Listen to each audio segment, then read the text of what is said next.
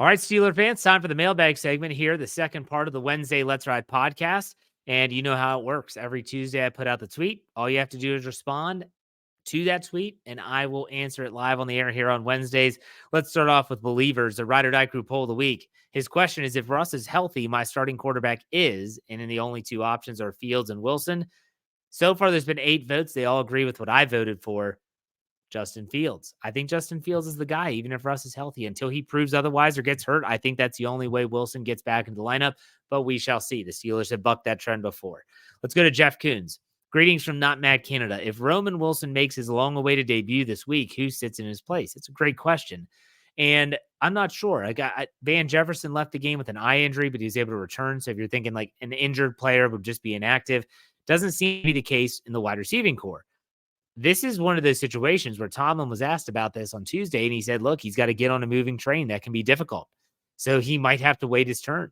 And how do you sit someone like Calvin Austin III, who just put up 95 yards, had a big touchdown, and stepped up in a big moment when Van Jefferson went down?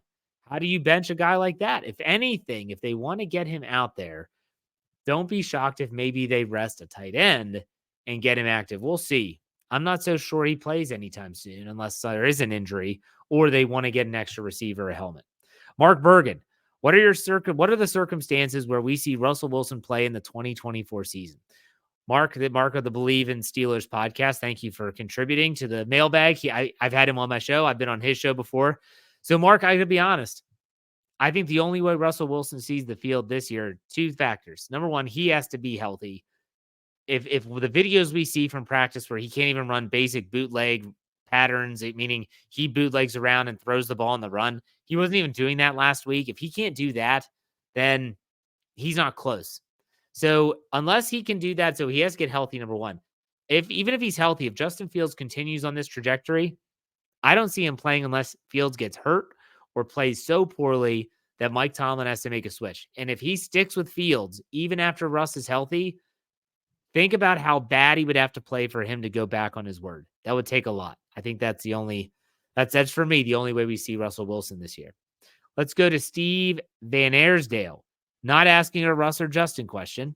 Do you know why Daniels pulled during the Chargers game? I haven't watched the L22, but it looks like McCormick did a solid job. I don't think it was Daniels. I'm pretty sure he played the whole time. It was Spencer Anderson and McCormick who swapped, and Mike Tomlin said it was a rotation. Take that for what it's worth. So I think that the Steelers are getting creative. They want to get their rookie some time. Their rookie in this case, singular, Mason McCormick. And I think that a lot of people really like him. I know Najee Harris had a quote, said this guy's going to be really good. He really likes his style of play. And as a running back, that's what you want. Let's go to Afton for it. With Najee wearing a sling and Warren not being 100%, how much should we worry about the run game? Will this put extra pressure on Fields? I don't think it'll put extra pressure on Justin Fields. Justin Fields is going to handle his business, whoever's at running back. I think it puts a stress on the running game, but I'm going to trust that, there were multiple sources that came out and said that Najee's fine, that his shoulder's fine. And there's a lot of people, Mike Tomlin included, that said that Najee Harris's shoulder is not an issue. So I'm not going to worry about that. Let's see what the first practice report says on Wednesday in terms of who's injured and who's not.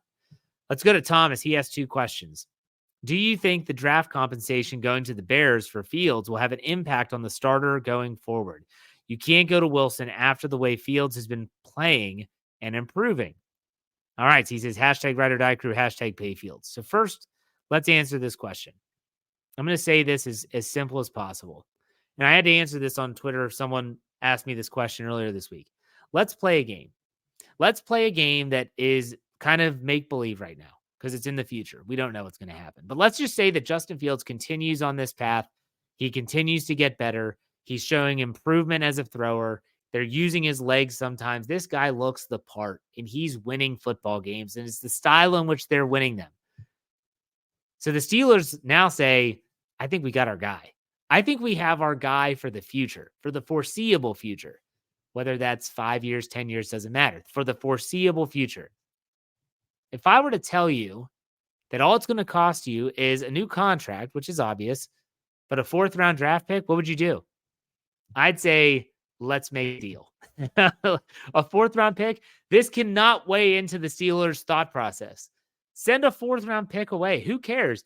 if you have to trade somebody or if you recoup a pick somehow, Dan Morley's in free agency. Maybe the Steelers aren't big players in free agency and they recoup a compensatory draft pick. There are a million ways to get that 4th round pick. I am not worried about that, and I hope the Steelers aren't either. Next question from Thomas. It's way too early to ask this, but is Herbig better than Highsmith? They are different players. Herbig is the guy that as a pass rusher, you want to see opposite of TJ Watt.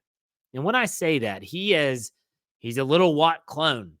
And so when TJ Watt is drawing all the attention, he is going to feast on one-on-one matchups, even against the left tackle. He's that type of player.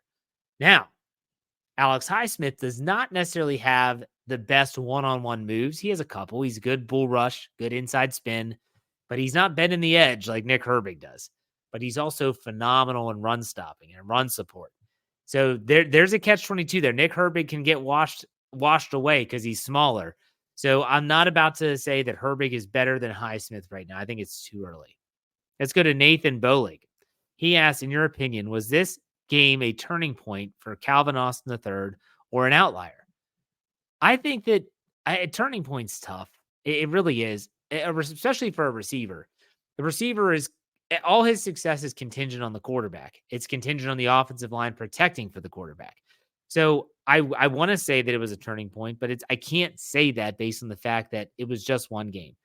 Let's see it become a pattern. Let's see him become more of a threat. And maybe that'll happen this week. We shall see. Let's go to Bagels and Bong Ribs. He said, hey, Jeff, now that the season is in full swing, is the strength of the schedule as treacherous as we thought it'd be? Would you revise any win-loss record predictions that you made in the offseason? I'm going to say what I always said when people asked me in the offseason. I said that the floor, the absolute worst I thought the Steelers would do this season was 9-8. And I said that the best was 13 wins, 13-4. And I'm sticking with that range. And no, I don't think that the strength of schedule is treacherous. And that's why I don't like when everyone ties their predictions to last year's win-loss totals and the assumption that everything's going to be just fine. They change, teams change, injuries happen, things happen. I'm going to stick with what I said, though, this past offseason. RJ McCullum asks, any idea when we will see the Death Star formation? I've been excited about this ever since I heard about it in training camp. Guessing we need a healthy Warren. Side note, we would be tied for first in interceptions if Queen could catch the ball. I believe that's the 3rd one this year. I don't know, Queen dropping 3. I know he's dropped the one against the Chargers, which is a tough play. The guy's a linebacker. He's not a receiver. I don't remember the others, though. I know one other one comes to mind, but I'm not sure about the 3rd. I'm not saying you're wrong. I'm just trying to figure it out. But the Death Star, I don't know. Could the Death Star be Justin Fields, Najee Harris, and Cordero Patterson instead of Jalen Warren? Or do you want all of them on there? I'm trying to think about what your Death Star formation is. Yeah, we'll see. We'll have to wait a little bit. Let's go to Jeff I. He says 3 games in, and Minkah has 16 tackles and not another stat to his name. Are we ever going to see the playmaker from his first 4 seasons with Pittsburgh again? So I've been doing some digging, and I don't watch the all 22 film. I'm not about to pretend like I'm a coach and I know all the ins and outs of the defense. I don't. But you know what I do is I look at what other people say that do know that stuff. So I look at what Coach KT Smith says. I look at what other people on social media that follow the Steelers, what they put out, like my buddy Chris Carter. And when they all say that Minkah Fitzpatrick is as dynamic as ever, but a lot of teams are avoiding his side like the plague, I believe him. I think that Minkah will eventually get his. They're just trying to figure out a way to do so without it jeopardizing the back end of the defense. So as they get more comfortable with Dante Jackson and Joey Porter Jr., I think they'll give him a little bit more free reign. But let's not jump the gun and think that we don't see that playmaker anymore. Minkah is still Minkah. That's a fact. All right, let's go to Zach Farnsworth. Hey, good morning, Jeff. With how Justin Fields is playing, do you see the team making a switch to Wilson once he's healthy? I think it could break up the flow the offense has been settling into. Hashtag Ride or Die Crew. Kind of answered this already, Zach, but no, I don't think they turn to Russ when he's healthy, unless Justin Fields plays so poorly that they have no other option. Let's go to Steelers 419. As a former doubter in 2020, I can say I feel much better about this undefeated start. That being said, how do you feel about Patterson as RB1 if Harris and Warren can't go? I think Patterson runs hard. I don't think his style is conducive to having a full workload. But if Najee could even play part-time, I think they'll be fine. And I think those two backs could be just fine if Jalen Warren is out this week. All right, let's go to Tendercat. He has 2 questions. Hey, Jeff. Man, it feels good to be 3-0. With how well Herbig played on Sunday, and if Highsmith comes back soon, do you think you start rotating those two? Or do you let Highsmith sit on the bench to recover and see if Herbig goes full beast mode again? I want to see Highsmith recover regardless. When he returns to the lineup, I do want to see them using Nick Herbig in more of an obvious passing down situation. 3rd and 13, get him on the field. Hey, Alex, no offense, man. We want the pass rusher out there. There's nothing wrong with saying that. Next one from Tendercat. I'm going to the Cowboys game in Pittsburgh on Sunday in 2 weeks. Would you rather see the Cowboys lose this weekend again or win this weekend? Cowboys winning doesn't bother the Steelers, but them losing could really put them in a we got to fix this now mode when they come to Pittsburgh. The Cowboys play on Thursday night this week. They play the New York Giants, and then they're going to have 10 days, like a little mini bye. I don't care what they do. They'll probably win the game. They're playing the Giants. Giants aren't that good. I know they beat the Browns. It doesn't say much. But yeah, I would think that they would win, but I really don't care if they do or not. Let's go to Riley Krantz. He said, how much of an impact has Tom Arth had on Fields? I feel like he's forgotten about. And it's tough. We don't hear about Mike Sullivan either. He's still on this coaching staff, and he's as like a senior offensive assistant. And so how much does he have a role in Justin Fields' development? I think this is a coaching staff as a whole that should be lauded for what they've done with Justin Fields thus far. It's not a finished product, though. They got to keep grinding, get this kid better, get him ready. I'm here for all of it. Let's go to Evan Henderson.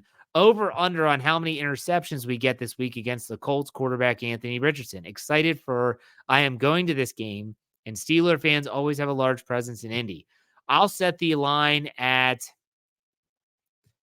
he's thrown 6. I said that in the first half of the show. He's already thrown 6. So I'm going to say 1.5 is the line that I'll set for Anthony Richardson interceptions. And I hope it's over. I would love for it to be over. All right, let's go to Gooby. Gooby says the offense has gotten better every week, and I'm expecting a big rushing day against the Colts' porous run defense. What are some continued steps you would like to see from the offense? I want to see them dictate what happens on the field.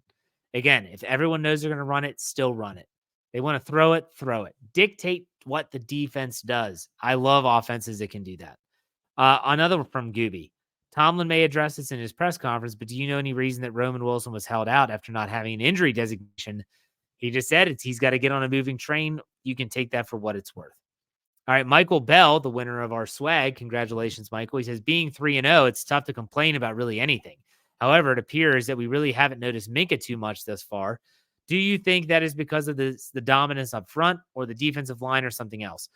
Yeah, it could be all of it. It really could be all of it. When you think about Bo Nix, he's not testing the defense too much.